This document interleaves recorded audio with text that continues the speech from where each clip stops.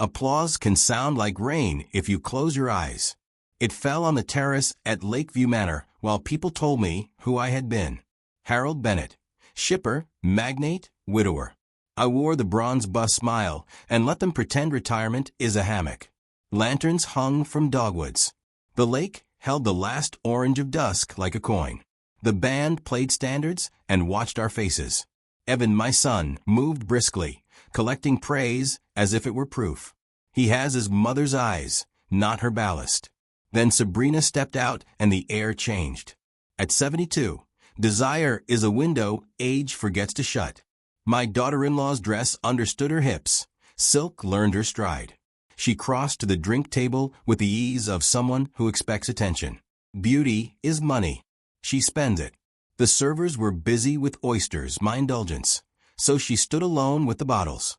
She lifted a sparkling wine, tested its weight, and twisted the loosened cork with a napkin like a card sharp palming a queen. 2 pours, level and careful. Dad, Evan said at my shoulder. Happy retirement. For real this time. He meant the false start 5 years ago, aborted when I found golf cannot be optimized and crypto cannot be trusted. He grinned and moved on. Sabrina approached with 2 flutes and a camera smile. For the guest of honor, she said, stepping close. Citrus perfume, a warm brush of her hip, a gaze a fraction too intent. She offered the glass to my right hand. I took the left. A small trick from boardrooms and hospital rooms. Break the choreography. Her fingers grazed my wrist, cool, deliberate, lingering. I lifted the glass, admired the bubbles, and did not drink. Dolores arrived, Sabrina's aunt, chesty laugh, fond of me, for reasons I never examined. To old kings, she declared, taking the other flute. May they abdicate with grace, I replied. Laughter. Dolores drank. Sabrina's smile held, and yet my private metronome ticked faster. Age lends you that device. You feel the room tilt before the chandelier swings. My funny Valentine. Couples folded toward each other. The night smelled faintly of sex and lake water, an old blend that makes people brave and foolish. For a breath, I felt my late wife's hand at my back. She never trusted Sabrina. Pretty girls take the shortest bridge, she'd warned. Dolores's face changed. First a small forgetting. Then the flute slid from her fingers and chimed. Her knees refused their job. I caught her under the arms. Voices rose, music stumbled. The party realized it had been rehearsing joy for a different play. Call 911, someone said. Evan darted in, phone high. Sabrina pressed a hand to her sternum and widened her eyes. She looked at the glass like etiquette had betrayed her. She looked at me the way a hunter checks a trail, testing for prints. I have seen storms faked to sink smaller ships. You watch the barometer, not the waves. Mine pointed to Sabrina. Paramedics arrived with the unconcern of people who ignore parties for a living. Dolores breathed. Color returned. Guests peeled into murmuring clusters, revising the night. Sabrina slipped her arm through mine and squeezed. You're shaking, she whispered. I'm 72, I said. I reserve the right. She leaned in, staging for the crowd, and the body did its treachery. Heat where her hip touched mine, perfume coaxing an old ache. I let her shelter me and studied the drink table. The bottle she had handled sat bright and innocent. I imagined a metallic aftertaste. Oleander is theatrical, digitalis whispers. When the ambulance left, the celebration deflated. I shook the required hands. Evan promised to follow to the hospital and escape gratefully. Sabrina lingered. Let me tidy up before I go, she said, thumb tracing a slow circle between my shoulders, too intimate for concern, perfect for coaxing an aging patriarch to trade influence for warmth. Your aunt should see your face first, I said. A flicker, annoyance, then contrition. She kissed the air near my cheek, a social sex that leaves no mark, and glided off. I watched her hips because I am human. I watched the door because I am not stupid. Inside, the kitchen's white light made everything confess. The half-empty bottle waited on the marble like a dare. I turned it under the light. Nothing obvious. The napkin she'd used lay folded with careful casualness. I poured a teaspoon of wine and touched it to my tongue. Pleasant, then wrong. A poem ending in legalese. Bitter, metallic, faint as rumor. I spat into the sink and ran the tap too long. The window returned my outline, a man who survives by keeping still. In my wife's old studio, the canvases leaned like quiet jurors. Lakes in spring, my face in winter. There, I let anger put on a coat. Not rage, that weather is for boys. The colder kind that becomes a plan. My son is decent but soft. My daughter-in-law is a gambler with a beautiful face and a schedule to keep. I can want her and still see her clearly. I replaced the bottle where it had been and rinsed both flutes. The one meant for me, I dried and slid into a drawer. I have a drawer for tools, now one for stories. Evidence is useless if you announce it too soon. On the terrace, lanterns guttered. Moths thudded at the glass. Beyond the reeds, someone laughed and kissed, and the lake answered. Life kept happening. The ache I felt wasn't fear. It was anticipation. They think age is retreat. They think a tremor equals surrender. But I built ships in headwinds eager to make me small and learned to smell rust before paint peels. Whoever meant me to sip myself into the dark misread my palate. I locked the doors and left the bottle glinting on the counter.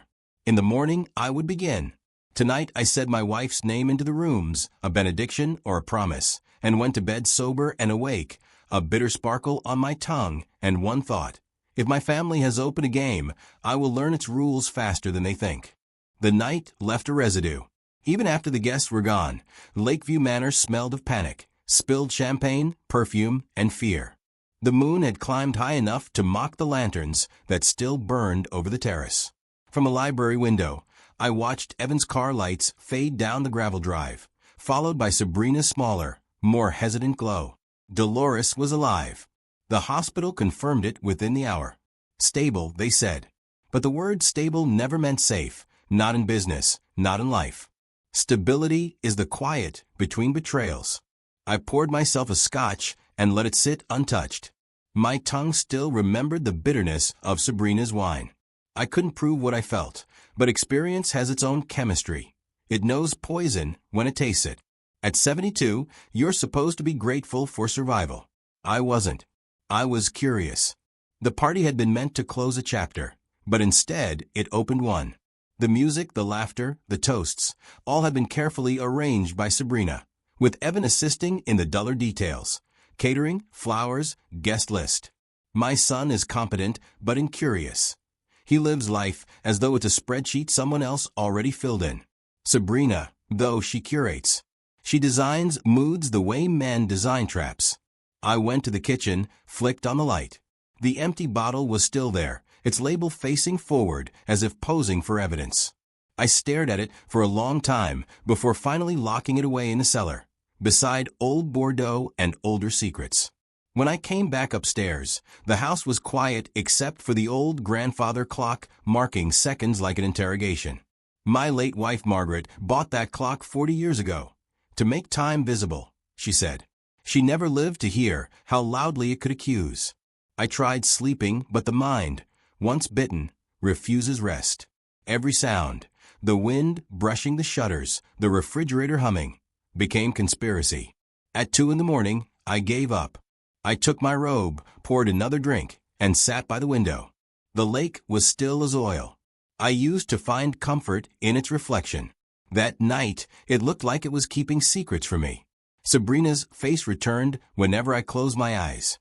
The way she touched my wrist before offering the glass. The way her lips barely parted when Dolores collapsed, a flicker of something like surprise or disappointment, passing through her eyes. I couldn't tell which. Desire complicates clarity. I've always known that. Even now, my thoughts of her wandered between suspicion and something shamefully physical. The curve of her collarbone, the subtle arch of her back when she leaned to whisper in my ear. It had been rehearsed, I was certain of it. But that didn't stop my body from remembering. Age is cruel that way. Your mind sharpens just as your blood betrays you. When dawn came, it felt dishonest. Too golden, too calm for what had happened.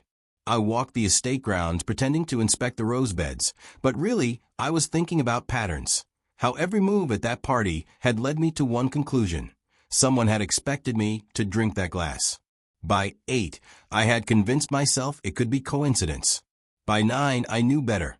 At 10, Evan arrived, bringing croissants from a bakery I don't like but pretend to.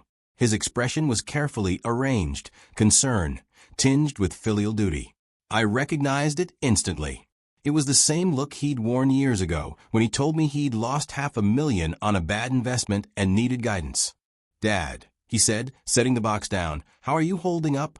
"Well enough," I replied, though I suspect the champagne disagreed with us all. He laughed too quickly. "Yeah, crazy night. Sabrina's still shaken. She feels awful about her aunt."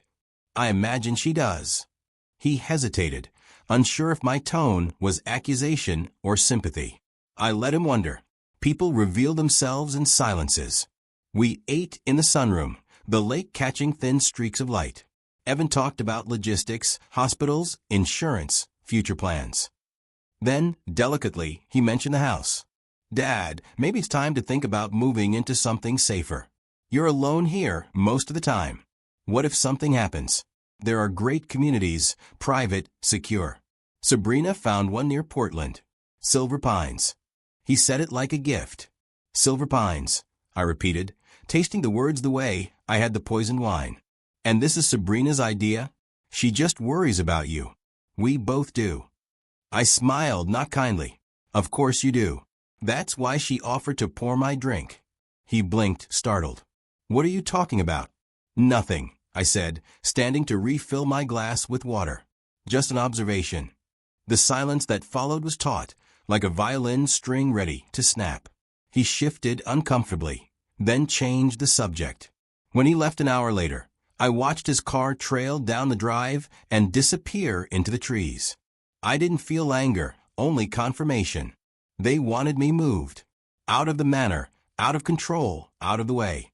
I had spent my life predicting tides and weathering storms. This was no different, except the waves had my last name.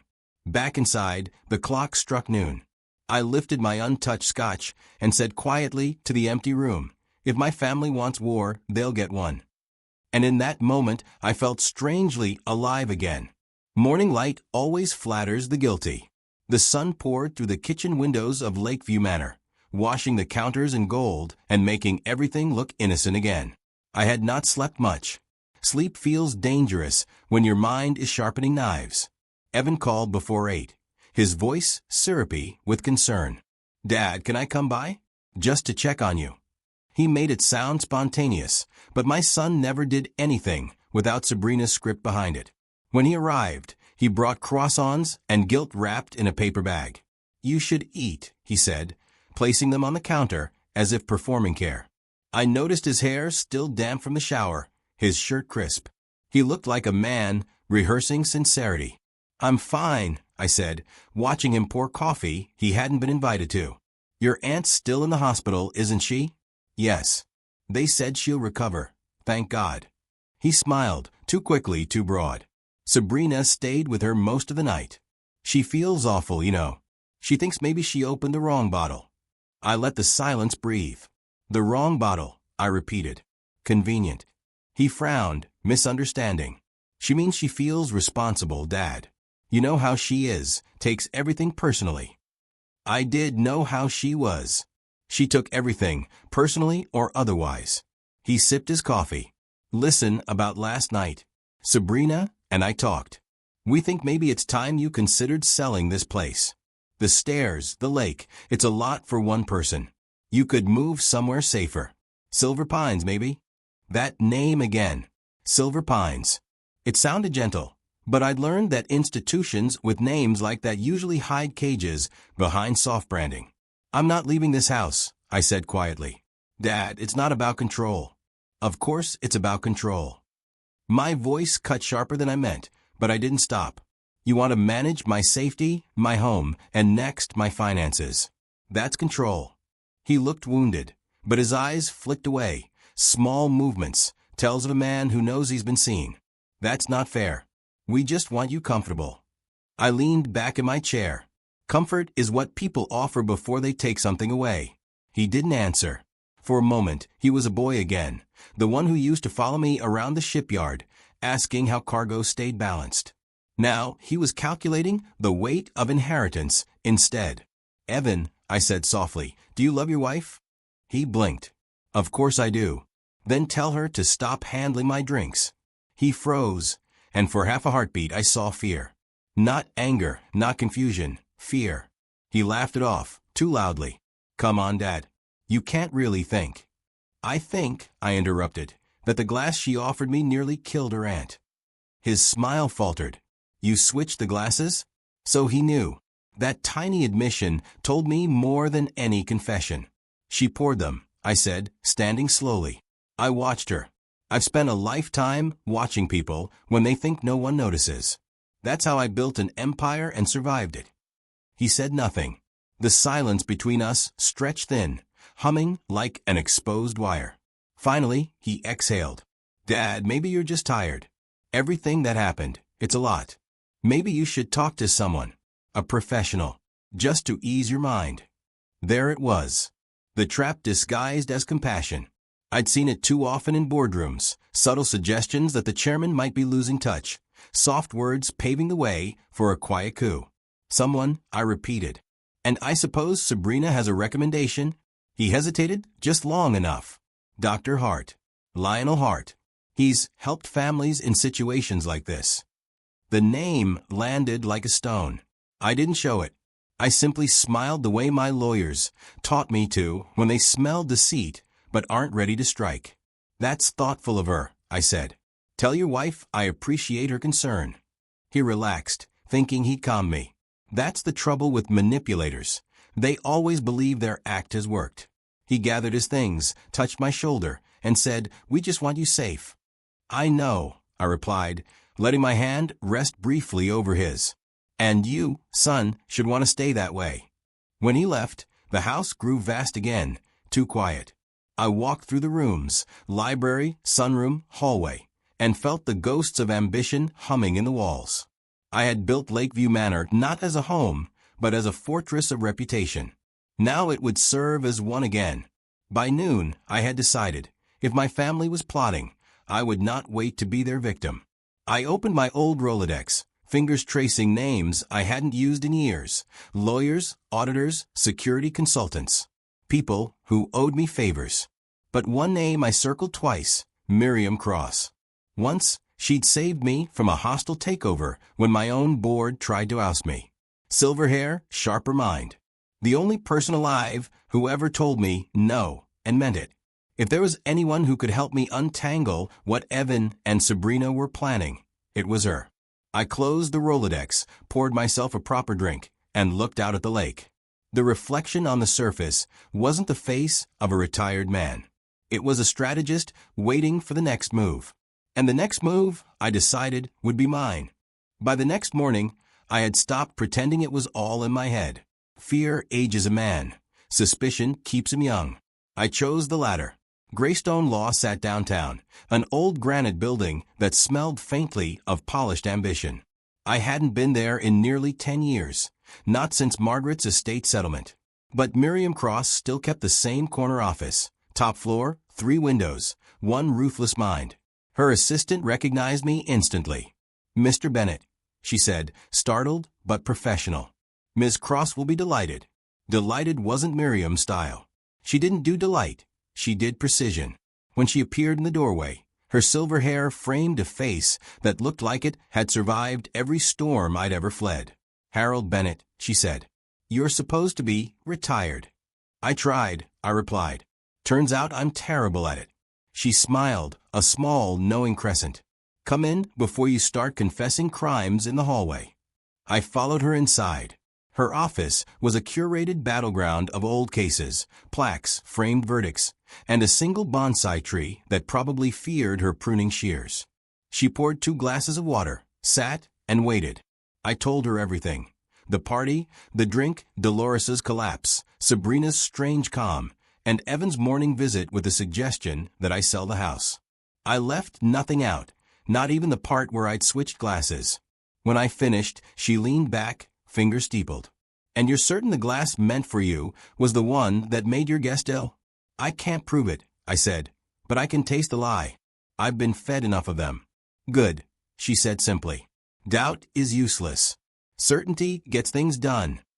She rose, crossed her desk, and pulled a notepad toward her. Let's assume you're right. If Sabrina, or both of them, are plotting against you, they'll go after legal control first. You're wealthy, aging alone. That's the trifecta predators love. Power of attorney? I guessed. She nodded. And a medical declaration. They'll want leverage in case you refuse to sell, which means you need two things, protection and preemption.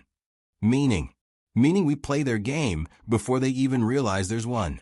She began outlining steps with the same energy I'd once used for acquisition strategies. First, we update your will. New trust structures, ironclad. Evan's share becomes a modest stipend. Sabrina's is revoked entirely. The remainder goes to charity, something visible, untouchable. Second, we create a revised healthcare directive naming a neutral executor. I'll handle the paperwork myself. Her pen scratched like a blade. Third, she continued, you install surveillance. Cameras, alarms, locks that whisper instead of shout. Not paranoia, insurance. I couldn't help but smile. You make law sound like war. She met my gaze. It is. Only the uniforms are cleaner. She poured me another glass of water and softened her voice. Harold, there's something else. You need a medical evaluation, a cognitive assessment from a reputable neurologist. I frowned. You think they'll claim I've lost my mind? If they're planning something, yes. It's a classic move. Elderly client, erratic behavior, concerned family, suddenly you're declared unfit, and they hold the pen on your finances. I nodded slowly. So I get examined before they try. Beat them to the punch. Exactly. For a moment, neither of us spoke. The city outside her windows shimmered, alive with younger people who still believed betrayal was a surprise. You think I'm paranoid, I said finally. I think you're experienced, she replied. Paranoia is what amateurs call foresight. Her hand brushed mine as she slid the draft documents across the desk. The gesture was purely professional, but her touch still carried that electric familiarity of shared history. We'd known each other in our sharper years, two predators who had once nearly fallen into something softer. It hadn't lasted. Power rarely shares a bed gracefully. You always did love a fight, she said, watching me sign. Only when I'm outnumbered, I replied. When we finished, she looked at me over the papers. Do you have anyone you trust at home? Staff friends. No one left, I admitted. Just the ghosts. Then let's keep them company with a security system. She stood, straightened her jacket and added, and Harold, don't confront them yet. The minute they know you suspect, they'll change tactics. I've learned patience, I said. Good. Because this isn't business, it's blood. Her words stayed with me all the way back to Lakeview Manor. The drive took 40 minutes through pine-lined roads, but my mind didn't register the distance. I kept replaying every smile Sabrina had ever given me, searching for the lie beneath the lipstick. When I reached home, the sun had started to sink, painting the lake copper. I called a private security firm before I even took off my coat. They'd send a team tomorrow, discreet and thorough. In the kitchen, the bottle of sparkling wine still gleamed under the cabinet light, untouched since the night of the party.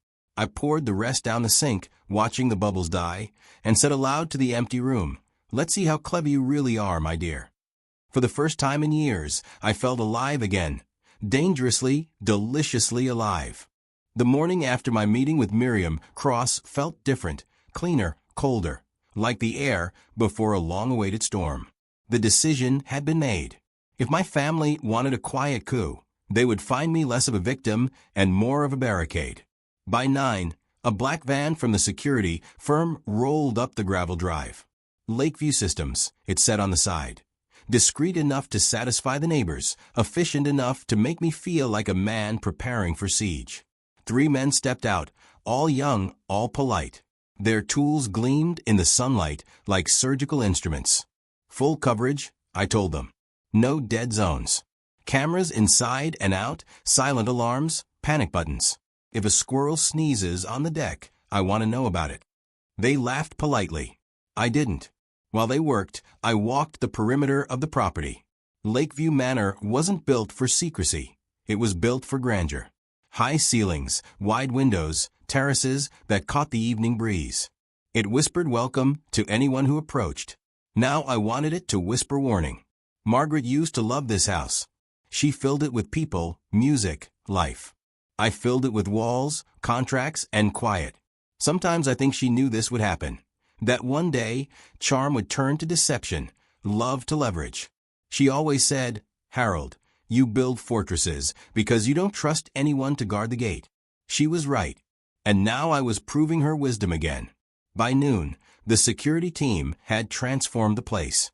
Tiny cameras hid behind sconces and picture frames. Panic buttons were installed in the bedroom, study, and near the cellar door. A control panel in my office displayed everything. The Manor's nervous system, live and watchful. "Discreet system, sir," the technician said proudly. "Alerts go straight to the monitoring center. You'll have mobile access too." "Good," I replied. "If anyone asks, tell them it's for package theft." He nodded, not caring one way or another. Before leaving, he handed me a folder of passwords and instructions. "Your castle's sealed," he said. Castle. Yes, that's what it had become.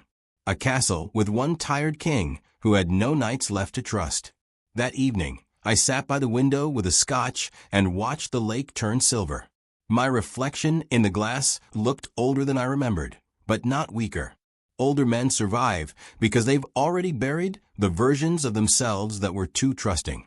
I thought about Miriam's advice, the revised will, the trust documents, the medical evaluation. She'd already sent me an email confirming the papers were filed.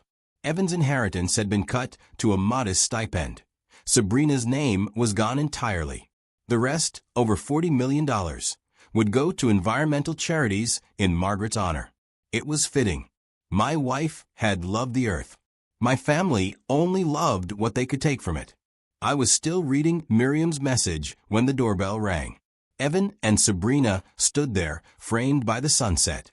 Perfect timing, like they'd rehearsed their entrance. "Dad," Evan said, smiling too broadly. We were in the area. "Thought we'd stop by." Sabrina's hand rested lightly on his arm. Her dress was soft blue, her perfume faintly floral. Beautiful, composed, dangerous. "How thoughtful," I said. "Come in." They followed me into the sitting room.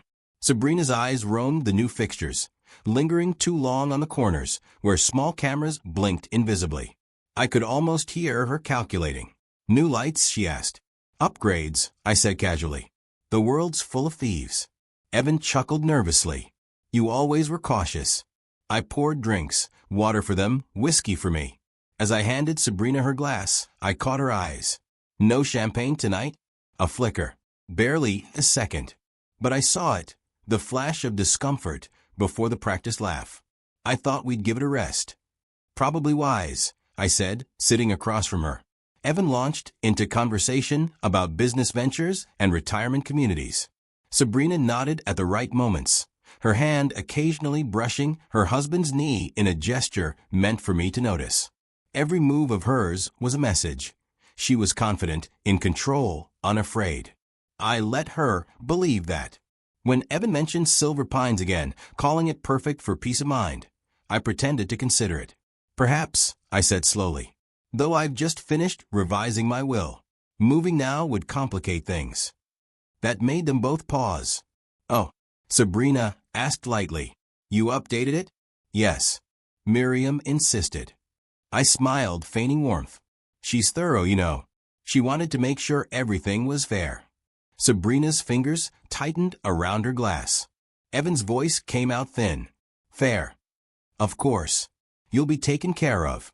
Just not burdened with responsibility." They didn't understand yet, but they felt the shift in the room. The air changed temperature. For the first time, I saw something crack in Sabrina's perfect calm, a small flicker of irritation she couldn't quite suppress. "Well," she said, standing, smoothing her dress, "that's good. You've always been so generous, Harold." "Generous, yes," I replied. "Trusting, no longer." She blinked, uncertain whether she'd heard a warning or a confession. I let her wonder. When they finally left, the night returned to its usual silence. I locked the door and watched their car roll down the driveway, twin red eyes vanishing into the dark. For a long time, I stood there, one hand on the doorframe, listening to the soft hum of the house, the new heartbeat of my fortress. Then I whispered to the empty air, "You've made your move, Sabrina. Now it's my turn."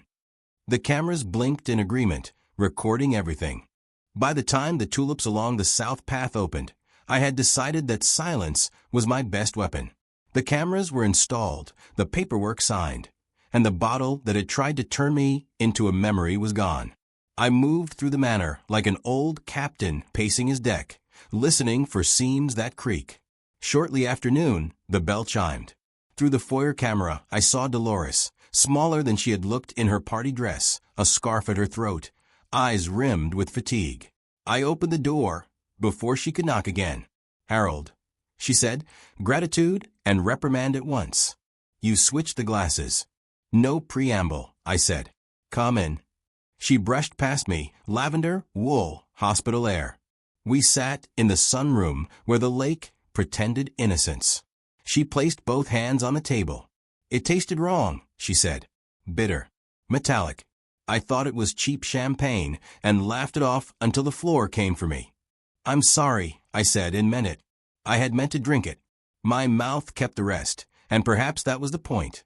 Her brows lifted. "I know." She studied me. I've been around long enough to recognize choreography. Sabrina didn't pour like a hostess. She poured like a stagehand, setting a mark.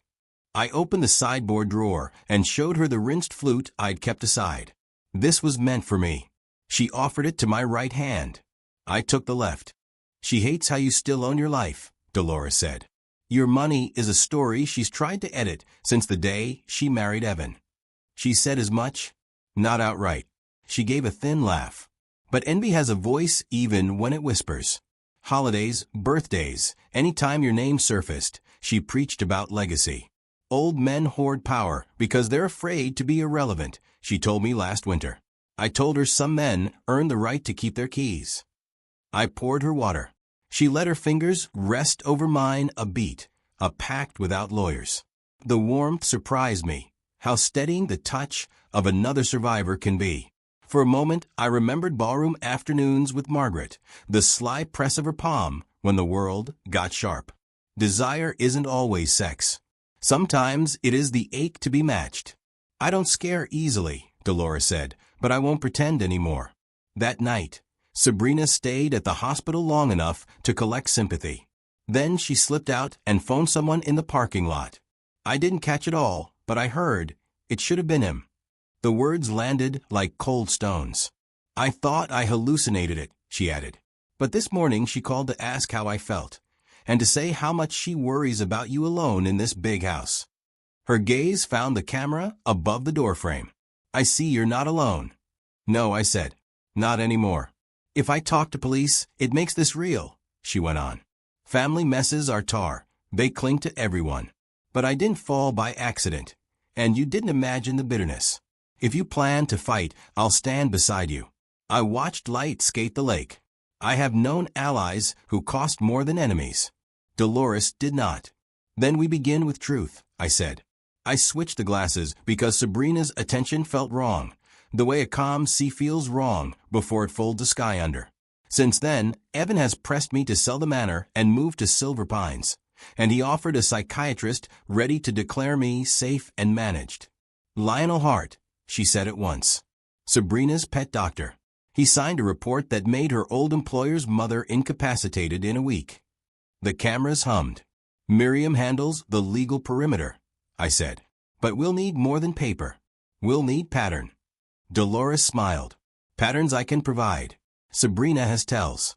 When she lies, her tongue touches the back of her teeth. When she plans, she cleans. If she invites you to dinner, she's about to ask for something expensive. And Evan, he mistakes silence for permission. If he doesn't hear no, he writes yes." We sat while the afternoon softened, and for a time it felt almost like family, built on mutual survival instead of blood. Dolores asked for tea, then changed her mind and took a small pour of scotch. "Doctor's orders," she teased. "Confront fear with better spirits." You were beautiful at the party, I said before I could think. You turned heads. She arched a brow. Careful, Harold. Compliments are contracts. She softened. I'll accept. Heat threaded the quiet, adult, and unashamed. Two people who'd learned that attraction at our age is less about conquest than permission. The lake breathed against the glass. We planned. Our alliance would stay quiet. She would let Sabrina underestimate her. I would revise the battlefield. Deliveries logged, visitors recorded, calls noted the moment they ended. We would document taste, timing, tone. Before she left, Dolores stood and put her palm to my cheek. Don't let them turn you into a rumor, she said. Make them say your name with respect. Walk with me, I said. We moved along the terrace. The breeze lifted her scarf, and for a second she pressed closer than necessity required, her shoulder under my arm. The contact was simple and human. At the gate, she paused. Sabrina underestimates you because she mistakes appetite for strategy. Use both. I intend to, I said. After she left, I watched the gravel settle. The house exhaled. The system marked another hour held. I went to the study and wrote a note to myself the way I used to after chaotic meetings. Decide, then act. Night came clean. I did not feel old. I felt sharpened. Somewhere, Sabrina was rewriting the evening, arranging alibis, plotting the next velvet step. But she had forgotten a rule of tides and men. Some shores learn. The clock told 7. I raised a glass not to triumph, but to readiness. To lies, I said to the empty room, and the lake tapped its dark finger against the shore like a toast returned. The next morning carried the kind of brittle sunlight that only comes after a storm. Sharp, cold, untrustworthy. Dolores's visit had changed the air at Lakeview Manor. Her confession confirmed what instinct already knew. Sabrina's hands were dirtier than her manicure implied. Still, instinct wasn't enough. I needed proof. I called Miriam first. She answered on the second ring. You sound like a man who didn't sleep. I didn't, I said. I need eyes. The kind that don't blink. You mean a private investigator? I mean a hunter, I corrected. Someone who knows what greed smells like. She paused. I know one. Ex-federal. Keeps quiet. Name's Noah Reyes. I'll send him your way. By afternoon, a black sedan rolled up the drive. Out stepped a man in his late 30s, lean, dark-haired, wearing a jacket that didn't quite fit his shoulders, as if he'd outgrown patience before fabric. Mr. Bennett, he said, offering a hand. Miriam briefed me. You think your family's planning something? I don't think, I said. I know. I just don't have the paperwork yet. He smiled faintly. Then let's get it. We sat in my study, curtains drawn, the lake's reflection moving faintly across the walls. I gave him everything. The poisoned champagne Evans visit, Sabrina's suggestion of silver pines, and Dolores's overheard phrase. It should have been him. He listened without interrupting, only tapping a pen against his notebook when I mentioned Dr. Lionel Hart. You recognize the name? I asked. Reyes nodded. Hart's been mentioned in a few guardianship fraud cases. Families declare the old man incompetent, seize control of assets, drain accounts. Happens more than you'd think. How quickly? Depends on the setup, he said. If Hart's involved, a week, 2 at most. Once he files, you're legally voiceless until you prove otherwise. I poured 2 scotches, though only one of us drank. Then I have less than that to stay 1 step ahead. Reyes smiled thinly. You hired the right man. I'll dig into their finances first. Paper never lies, people do. He left that evening, promising updates within 48 hours. The manor felt heavier without him, though I'd only known him an hour. Silence returned, and with it came thoughts I didn't invite. Sabrina's perfume lingering from her last visit, the way her eyes sometimes softened before she spoke, as if she wished the world could mistake deceit for affection. I went to bed with a loaded mind and an unloaded gun in the drawer beside me. 2 days later, Reyes called. You were right, he said, without preamble. Your daughter-in-law's been busy.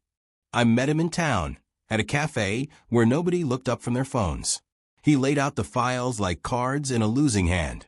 Joint accounts in Evans' name show withdrawals, large ones.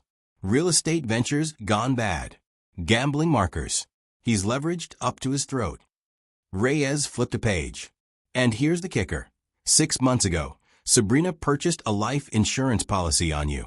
$750,000. She listed herself as beneficiary. I stared at the paper. The printed words looked clean, clinical. Murder always does on paper. Reyes continued. That's not all. Payments have been made to Dr. Hart. Small sums at first, then larger. Looks like retainers. She's setting up a medical declaration. Once he files that, they move you to Silver Pines, take control of your estate, cash the policy when your heart gives out. Or when the next glass gets poured, I said quietly. He met my eyes. You want me to confront them? Not yet. I want you to keep digging. If Hart's involved with other families, we'll find pattern. And if they've left a trail, we'll make sure the police see it before they see me. Reyes nodded, then hesitated.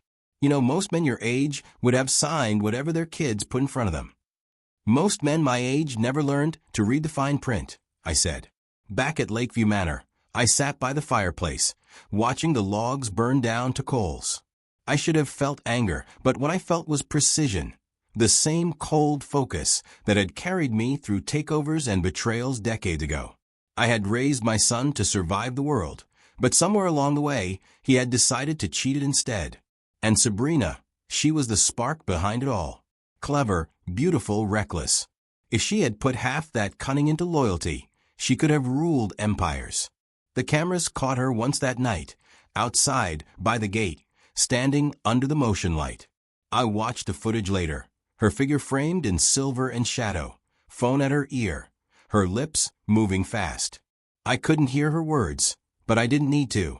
The body always speaks. The hand at her neck, the glance toward the house. She wasn't calling for help. She was confirming something. When the light flicked off, she didn't move for several seconds.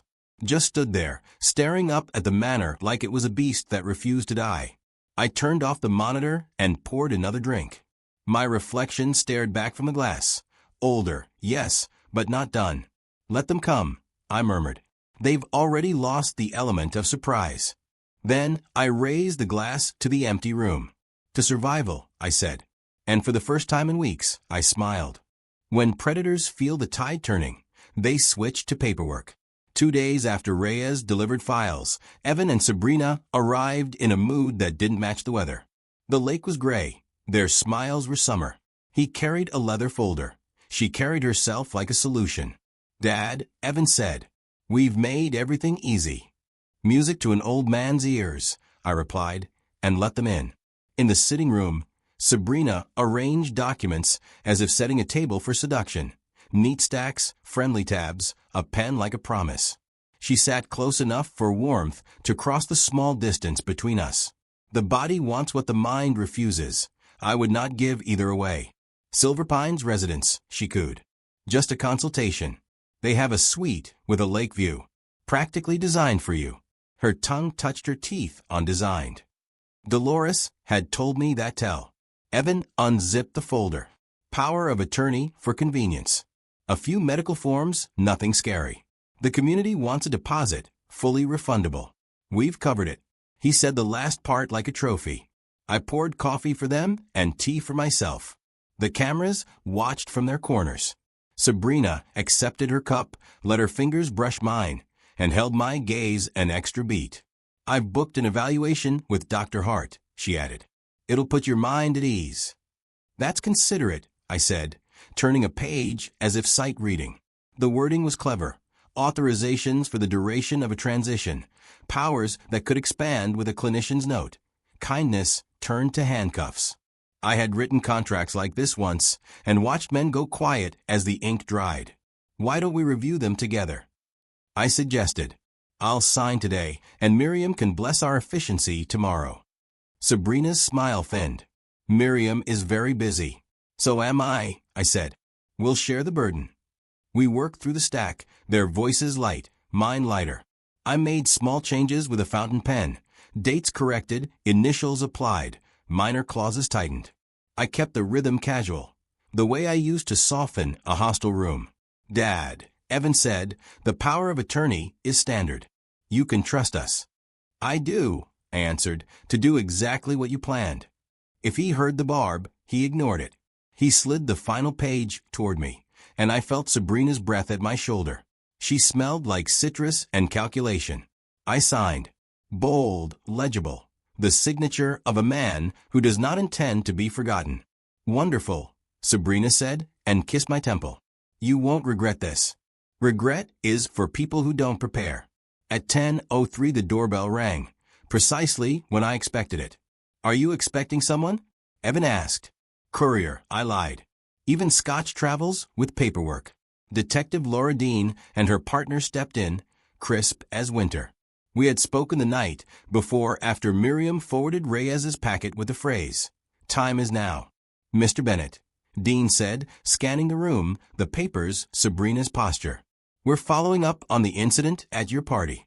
Toxicology on Ms. Dolores Vega came back." Evan rose, outrage rehearsed.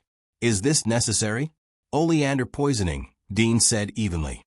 "Residue in the bottle. Traces on glassware." Sabrina's fingers tightened on her cup. "That's horrible," she whispered, tongue touching her teeth. Dean's partner opened a folder. "We also received documentation of a life insurance policy on Mr. Bennett for $750,000, beneficiary Sabrina Bennett, and payments to Dr. Lionel Hart tied to guardianship filings." "I can explain," Sabrina said quickly. "The policy is a financial instrument. Standard estate planning. And Dr. Hart, he's a family friend."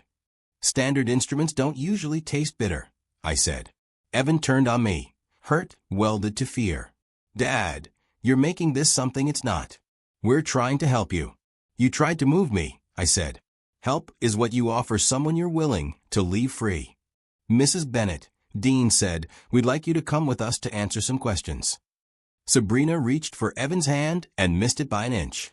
She recovered with a smile that didn't touch her eyes. "Of course. Anything to clear this up. I'll call our lawyer," Evan managed. "You do that," I said. As they moved toward the door, Sabrina brushed past me, voice low. "You enjoyed this," she murmured. "Admit it." "I enjoy accuracy. Attraction doesn't absolve intent. It only makes the battlefield warmer." When the door closed, the house exhaled. I returned to the table and flipped through the forms. Beneath the copies we'd signed lay a twin stack. The fake versions Miriam and I had prepared. They matched in shape, not in teeth. The originals, Evan and Sabrina's, were already sealed in an envelope with a chain of custody sticker. Dean's partner had palmed it while gratitude occupied their eyes. The cameras recorded everything, time-stamped and careful. I slid my signed decoys into the folder they'd brought and left it where the sun could warm their regret when they returned. Reyes texted a single word, "Delivered." Miriam followed with a longer one, "Breathe." I stepped onto the terrace and did. The lake had softened. In the glass of the door, I saw an old man standing straighter than yesterday. I thought of Sabrina's mouth near my ear, the practiced heat of it, and felt nothing but clarity.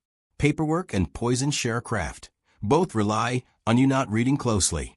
I had built a life on margins and footnotes. Now I would end a scheme the same way. Back inside, the house smelled faintly of coffee and fear. I left both on the table and went to the study to map the afternoon. There was still a psychiatrist to neutralize, a son to confront without destroying, and a granddaughter to protect from the shrapnel of truth. For the first time since the lanterns swung at my party, I felt the tide shift. I hadn't won. I had merely refused to drown. And sometimes, at my age, that is the first victory you need. The knock came just as the sun was clearing the ridge, sharp and clean as judgment. I already knew who it would be. Timing like this is never coincidence.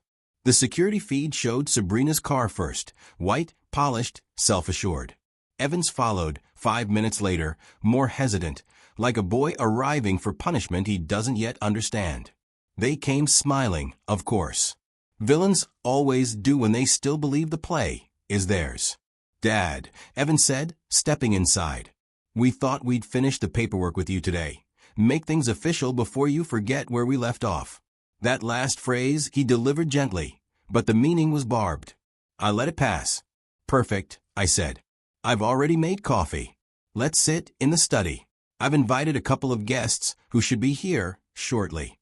Sabrina's eyes flicked toward the window, as if measuring her exit. Guests, she asked. Just a routine follow-up, I said, smiling. Nothing to worry about. They followed me to the study, where the sunlight cut through the curtains in measured bands. On the desk sat the folder of forged documents, Miriam's handiwork, and a pen waiting like bait. Evan cleared his throat. We should sign these copies so Silver Pines can start processing. Once that's done, we'll schedule your transfer. Transfer. He said it the way a CEO says merger. Of course, I replied, taking the top sheet. I'll just sign where you need me to. Sabrina's relief was almost sensual. You're doing the right thing, Harold, she murmured. You'll love it there, quiet, private, safe. Her hand touched mine as she handed me the pen, the gesture slow, confident. The same hand that had once guided me to my chair at the party, when she offered me poison wrapped in perfume. I signed the papers with steady strokes, pressing the ink deep into the page so that every letter carried intent. Then, as the final flourish dried, there was another knock, 3 precise taps. Detective Laura Dean entered with her partner, the air changing the way it does when truth walks into a room. Evan froze. Sabrina straightened, adjusting her blouse like it might shield her. Morning, Dean said pleasantly. Hope we're not interrupting. Not at all, I said. We were just finishing some business. She approached the desk and laid a folder beside the one I'd signed. We've got the lab results from the champagne bottle, Mr. Bennett. Oleander confirmed. Same compound found in Ms. Vega's system. Sabrina's face drained of color. That's impossible, she said. You can't think. We can, Mrs. Bennett, Dean interrupted. Especially since the bottle was traced to your catering order. And since we now have bank transfers from your joint account to Dr. Lionel Hart. Evan turned to her, his mouth already forming denial. Sabrina, what is she talking about? She laughed softly, a strange, brittle sound. Oh, please. You knew. Don't you dare pretend. Enough. Dean's voice sliced through them. She nodded toward her partner, who lifted the forged insurance policy. We've also confirmed this document, naming you as the beneficiary on your father-in-law's life. Forged signatures, falsified dates. That's fraud, Mrs. Bennett. Sabrina's poise cracked. He's lying, she shouted, pointing at me. He planned this. He switched the glasses that night, he knew. Dean looked at me. Is that true, Mr. Bennett? I smiled. Yes, I did. That's what saved my life. Evan sank into the chair, his hands clutching his knees. Sabrina, he whispered, what did you do? What we both needed, she snapped.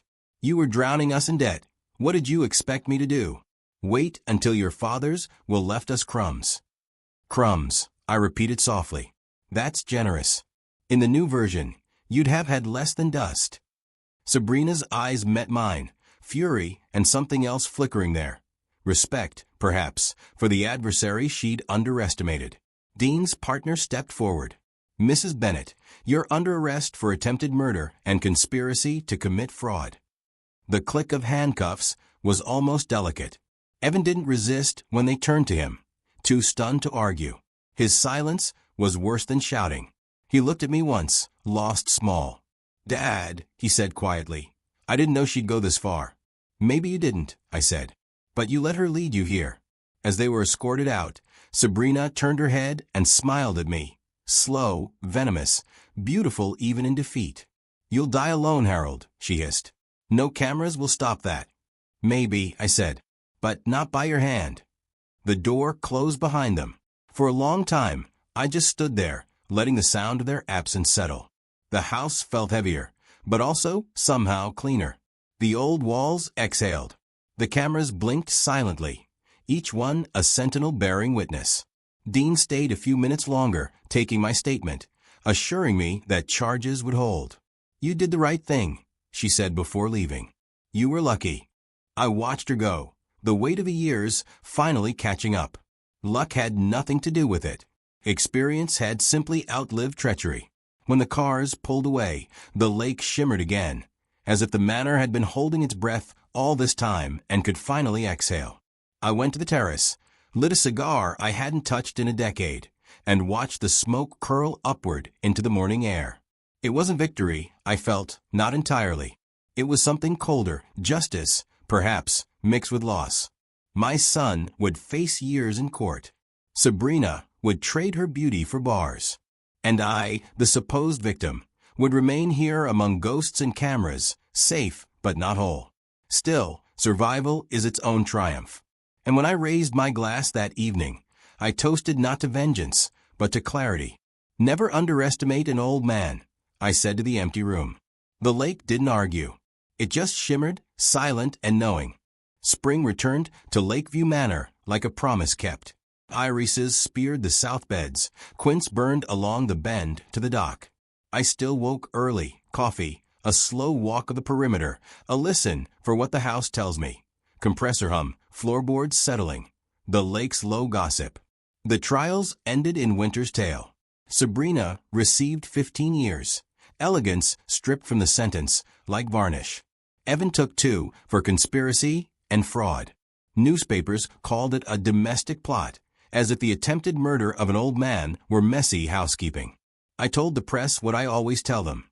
I am not interested in being a story. Dolores visited on Wednesdays and Sundays. Hospital pallor gone, scarves brighter.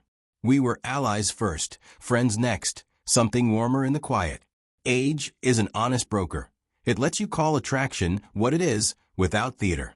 Crossing the uneven stones, she sometimes kept my arm a second longer than balance required. Heat, not apology. On a Saturday in late April, my granddaughter, Lila, came up the drive with a suitcase and casebooks. 19, all will and freckles, Margaret's mouth on a new face.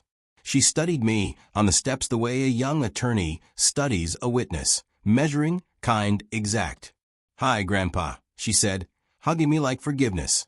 She'd been shattered by the arrests, furious with her father, quiet about Sabrina, protective of me in a way that made me want to shield her from my own cunning. "Criminal law," she announced, stacking books in the library. "I want to understand how people reshape truth and how to stop them." We walked the lanes. Bees needled the rosemary. A heron posed like arrogance on the far bank. When she asked if I was lonely, I told her what I tell myself. Loneliness is only dangerous when you confuse it with permission. Afternoons took on a ceremony. Lila studied. I answered emails for the environmental trusts Miriam built for my estate. "Money is a story," she said. "Publish a better one." We gave to river groups, forest stewards, clinics at the edges of both. Signing grants felt like strategy. Wealth turning outward, a tide redirected. Dolores and Lila liked each other at once.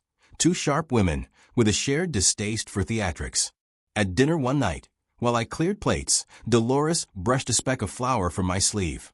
Lila pretended not to see and later whispered, "If you're happy, I'm happy." It was a benediction from someone who had seen where betrayal lives and still believed in better rooms. We visited Evan on the second Sunday of May. Prisons smell like bleach, and something bleach can't find. He looked smaller, as if air had been traded for apology. We spoke through plastic and didn't say father. He cried once, quickly, like a man who sees the knot he helped tie. I told him what he'd lost might be rebuilt, but not with shortcuts. He nodded like a beginner agreeing to learn the alphabet. Back at the manor, the cameras still watched, but their purpose changed. I reviewed footage less and considered the sky more. The rooms relaxed. I took up stubborn habits, oiling the gate hinges, writing Margaret's name in dust before I wiped the frame, learning bird calls I had paid decades not to hear. Experience-free time. Time returned the favor. One evening, as the lake wore copper, Dolores and I sat on the stone bench by the peonies. A breeze walked up from the water and put its hand through her hair. She laughed, closed her eyes, leaned into me, present, not coy. I kissed her, slow, certain, the kind of kiss older people allow, because we've run out of time for performances. Not fireworks. A harbor finally admitting a ship. We didn't apologize. Inside, Lila had made the dining table a landscape of briefs and yellow flags. "If capacity is a legal fiction," she asked, pencil between teeth, "who decides when it's real?" "The one holding the pen," I said. "Or the one who took it away?" "Then I'll keep my grip strong." she said, and smiled like a verdict. Rain came and stayed, a steady rehearsal of forgiveness on the roof. I walked Margaret's old rose bed, knees complaining, back bargaining, and still I knelt. We'd replaced the delicate varieties with tough climbers, plants that take wind as well as praise. New shoots had taken hold. Survival is manual labor. You get up by choosing to. The sheriff returned my cufflinks and the knife they held in evidence. I put the knife back in the drawer and gave the cuffs to Lila as a moot court charm. The house remembered, but it stopped bracing. Even the clock ticked with less accusation. "Do you miss the company?" Dolores asked while we pruned the quince. She meant the executives, the easy attention that clings to money like static. "I miss the noise sometimes," I said. "Then I hear myself think and forgive the quiet." At dusk we ate by the long window. Lila read a case about guardianship abuse. Dolores rolled her eyes at the judge's prose. I made notes like a student who'd found a late, surprising class. 3 people, different lessons, same storm, building, with ordinary decisions, a weatherproof room. Near the end of May, the peonies became ridiculous with themselves. I walked to the dock and let the boards complain under my weight. The water held the sky like a careful lover. I thought of the glass that never killed me, the sun who nearly did by looking away, the woman who tried and taught me, in failing, that my pulse still mattered. I thought of Margaret, and of the luck of being an old man who can still learn. Behind me, the kitchen door opened. 2 voices called my name, one warm, one bright. I turned, not reluctant to leave the lake. I am not finished, I thought. I am simply seasoned. The garden proved it.